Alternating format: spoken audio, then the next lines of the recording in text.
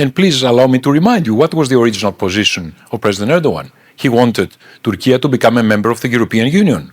He wanted human rights. He wanted rule of law in Turkey. Why can't we bring him back in that original DNA of his?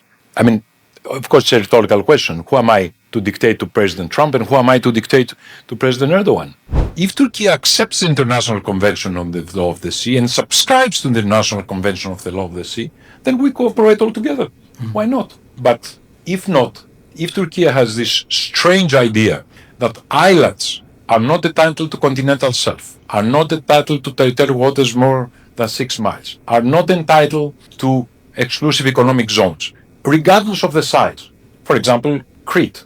According to Turkey's way of interpreting international law, and interpreting is within brackets because you cannot interpret international law like that even if you're drunk. Crete is entitled to nothing except 6 miles of territorial waters. How can you reason if somebody has that kind of approach? And yet again, the position of my government, and I have to say of myself, is continue talking to Turkey, to Turkey. Because at some point in the future, if we have lines of communication open, eventually Turkey may understand that its interests also lie much closer to what we are doing, what Israel is doing, what the European Union is doing, than on a rather individualistic approach towards recreating some sort of Ottoman Empire, which was there up to the First World War, and I think it would be rather difficult to recreate it now.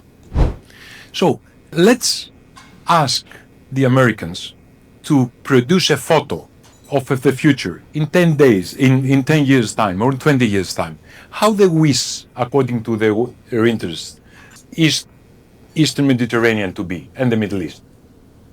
And then go to Ankara and ask the same question to President Erdogan, to project in a photo how he would like that region to be in 10 or 20 years' time. Now, how similar those two photos will be, you think? I think they will not be similar at all. No. They will be totally different.